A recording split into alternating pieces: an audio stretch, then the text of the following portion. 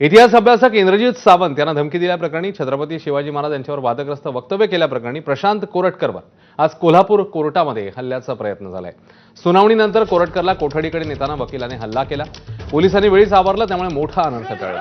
कोर्टामध्ये युक्तिवाद पूर्ण झाल्यावर वकील अमित कुमार भोसले आले। ये पश्या म्हणत ते कोरटकरच्या दिशेने धावले आणि तेव्हाच हा प्रकार समोर आला।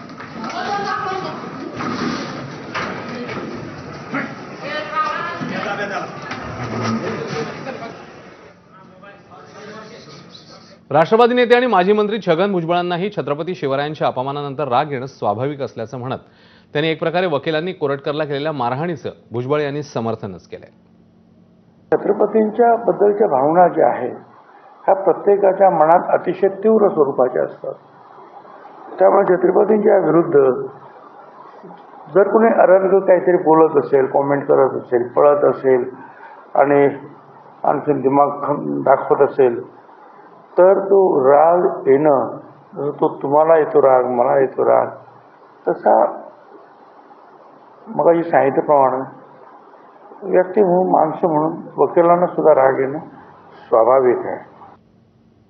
याआधी बुधवारी कोरटकरवर चपलेने हल्ला करण्याचा प्रयत्न काही शिवप्रेमींनी केला होता।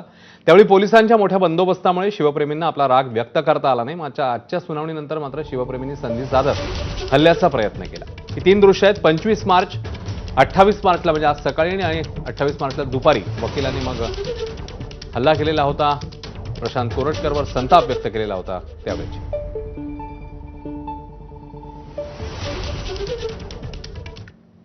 छत्रपती शिवाजी महाराजांचा अवमान आणि इतिहास संशोधक इंद्रजित सावंत यांना धमकीचा फोन करणारे प्रशांत कोरटकरच्या पोलीस कोठडीत पुन्हा वाढ करण्यात आली आहे। कोर्टाने 2 दिवसांची पोलीस कोठडी त्याला सुनावली आहे। पोलिसांनी 5 दिवसांची कोठडी मागितली होती। पोलिसांपासून पळत असताना ज्यांनी कोरटकरला मदत केली त्यांच्यापैकी 5 जणांची नावं समोर आली आहेत। प्रशिक पडवेकर, धीरज चौधरी, हिफाजत अली, राजू जोशी आणि साईराज पेटकर यांच्यावर कठोर कारवाईची शक्यता व्यक्त होतीये।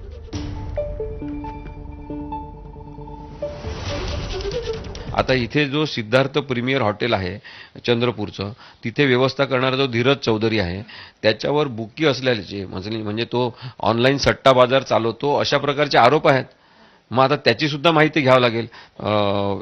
हिफाजत अली म्हणून कोणीतरी आहे इंदोरचे, हा धीरज चौधरी आहे चंद्रपूरचा, प्रशिक पडवेकर म्हणून आहेत जे माझ्या माहितीप्रमाणे आता मी माहिती घेतली बीजेपीचे कार्यकर्ते कोणीतरी आहेत, आणि एक राजेंद्र जोशी म्हणून आहे इंदोरचे, त्यानंतर करीमनगरचे कोणीतरी आहे।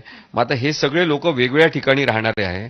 त्यांच्यावर प्रशांत कोरटकर याला लगेच MCR देऊन लगेच जामीनची प्रक्रिया केली तर ते धोकादायक ठरू शकते, कारण की तो माणूस या लोकांवर दबाव टाकून पुरावे नष्ट करण्याची प्रक्रिया करू शकतो। आता आपण बघतोय की स्वतः जबाबच त्यांनी दिलेला आहे की आणि कोर्टात सुद्धा आता त्यांनी डिफेंड केलं नाही की मी जो जबाब दिला आहे की मीच फोन केलेला होता, असं त्यांनी स्वतः जबाब दिला आहे आणि कोर्टात सुद्धा त्यांनी त्याला डिफेंड अजूनपर्यंत केलेलं नाही। त्या अर्थी AI आणि ह्या सगळ्या गोष्टी मुळातच एक वेगळ्या पद्धतीनं खोटं बोलायचं म्हणून ते केलं होतं असं लक्षात येतं। दरम्यान कोरटकरला तेलंगणात पळून जाण्यात मदत करणाऱ्या प्रशिक पडवेकरचे भाजपशी संबंध आहेत असा दावा काँग्रेसने केलाय। तर पडवेकर भाजपचा कार्यकर्ता आहे, तो मुख्यमंत्री फडणवीसांच्या कार्यालयात काम करत होता असा धक्कादायक आरोप काँग्रेस प्रवक्ते अतुल लोंढेंनी केलाय। याबाबत गृहमंत्र्यांनी स्पष्टीकरण द्यावं अशी मागणी त्यांनी केली आहे, तर हे आरोप भाजपने मात्र फेटाळून लावले।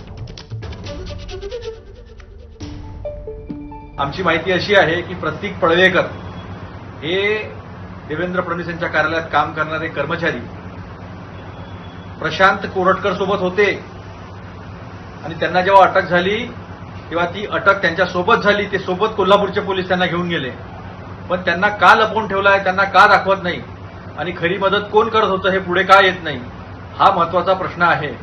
सांगा गृहमंत्री साहेब, मुख्यमंत्री साहेब, आमच्याकडे आलेली माहिती खरी आहे की खोटी आहे? खोटारडेपणा हा काँग्रेसच्या रक्तात आहे, हीच काँग्रेसची ओळख आहे, तेच काम काँग्रेसचे प्रवक्ते अतुल लोंढे करतायत। खरं म्हणजे प्रतीक पडवेकर नावाचा कोणताही माणूस 2014 पासून 2019 पर्यंत देवेंद्रजी मुख्यमंत्री होते, 19 नंतर पुढे ते विरोधी पक्षनेते होते, पुन्हा ते उपमुख्यमंत्री झाले आणि आता मुख्यमंत्री झालेत। या पूर्ण कालावधीमध्ये या नावाचा कोणताही माणूस CMO मध्ये, मुख्यमंत्री कार्यालयामध्ये काम करत नाही, ही वस्तुस्थिती आहे। प्रशांत कोरटकरला मदत करणारा प्रशिक पडवेकर कोण आहे ते पाहूया। नागपुरात नेहमीच प्रशांत कोरटकर फिरायचा. धमकी प्रकरणानंतर प्रशिक पडवेकर नागपूरमधून बेपत्ता आहे. चंद्रपूर, इंदूर, हैदराबाद आणि तेलंगणापर्यंत कोरटकर सोबत तो असल्याची माहिती समोर आली.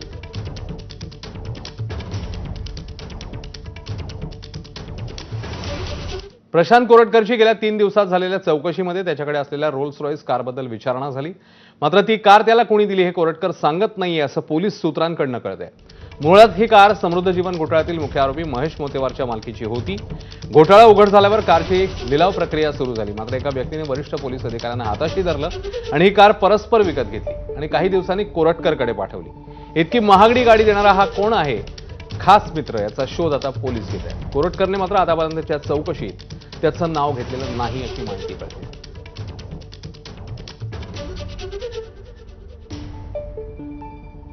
आता बातमी दिशा सालियन प्रकरणामधनं.